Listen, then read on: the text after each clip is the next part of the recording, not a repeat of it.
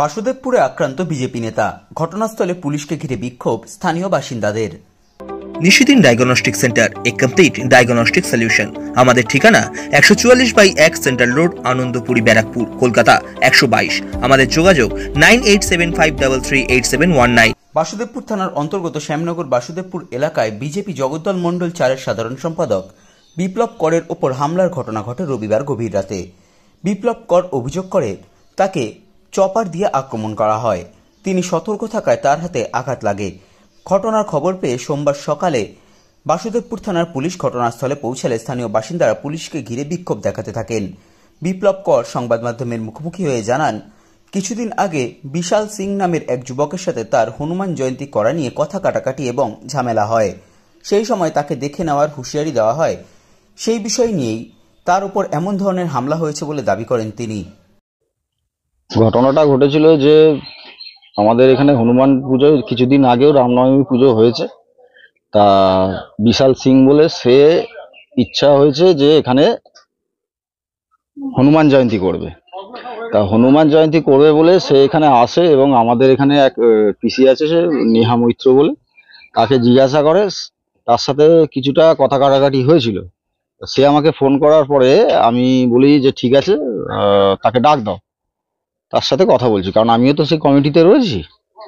এবার কমিটিতে থাকা জন্য আমি ওকে বলি যে ঠিক আছে, তুই যদি পুজো করতে চাস তাহলে কমিটির যে আমরা 5-6 জন আছি তাদের সিদ্ধান্ত নিয়ে তোকে পুজো করতে হবে। তুই সিদ্ধান্ত ছাড়া তো, সবার অনুমতি ছাড়া তো পুজোটা করা যায় না। তা ও বললো যে না, পুজো আমি করবই, পুজো আমি করবই। আর তুই বেশি বাড়াবাড়ি করছিস। যে বাড়াবাড়ি কিছু না, যেটা নিয়ম সেই অনুযায়ী তোকে পুজো করতে হবে, নাহলে পুজো করা যাবে না। হ্যাঁ, কালকে রাত্রিবেলায় আমি ভোর 3টে কি 3:30 হবে এরকম সময় আমি বাথরুম করতে বেরিয়েছি বাইরে। তা বাথরুম করতে বেরিয়ে যে নর্মাল, আমার তো ওইসব মনের মধ্যে প্যাচ নেই, কারণ এলাকায় রীতিমতো সবাইকে জিজ্ঞাসা করলে বলতে পারবে বা জানতেও পারবেন আপনারা যে আমার সেই রেপুটেশন পাড়ার মধ্যে নেই। সবাই খুব ভালোবাসে আমাকে। তা আমি জানি, আমি নিজেও বুঝতে পারিনি যে আমার এত বড় শত্রু আছে পাড়াতে। তা ও আগের দিন একটা ধমক দিয়েছিল, ঠেট দিয়েছিল, যেটা বলেছিল যে তোকে আমি আজকে রাত্রিবেলার মধ্যে দেখে নেবো।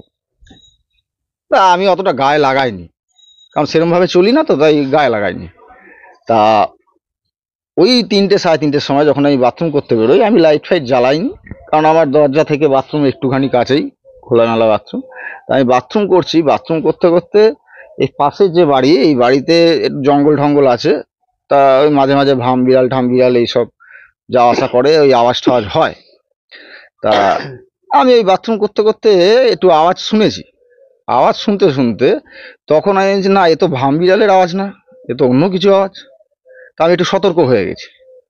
সতর্ক হয়ে যাওয়ার পরেই আমি যেই ঘুরেছি, তখন একজন পেছনে ছিল, সে একটু শর্ট হাইট টাইপের এবং তার হাতে চকচক করছিল একটা অস্ত্র ছিল। তা সে চালিয়ে দেয় আর আমি সরে যাই, এবং তার মুখ বাঁধা ছিল, একটা এরকম হাত কাটা টাইপের গেঞ্জি ছিল, হাফ প্যান্ট ছিল।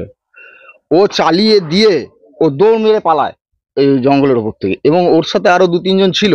যখন দৌড়াচ্ছে আমি বুঝতে পারছি যে আরো কয়েকজন ওর সাথে রয়েছে। আমি তাদের পেছন করতে যাই, ওই হাত ধরেই, আমার ওই রক্তাক্ত অবস্থায় আমার হাত পুরো ভর্তি হয়ে গেছিল রক্তে। আমি ওই তখন ধরতে যাওয়ার সময় এইখানে যে বাস রয়েছে, আমি রঙের কাজ করি, আমার বাস টাস রাখা থাকে, সেই বাসে আমি আঘাত পাই। ধরতে গিয়ে আমার বাস টাসগুলো পড়ে যায় এবং আশেপাশে যারা রয়েছে সবাই বেরিয়ে আসে। হ্যাঁ, পুলিশকে জানিয়েছি, পুলিশকে গিয়ে কেসও করে দিয়ে আসা হয়েছে। এবার পুলিশ একবার এসে ইনকোয়ারি করে গেছে, দেখছি বলেছে।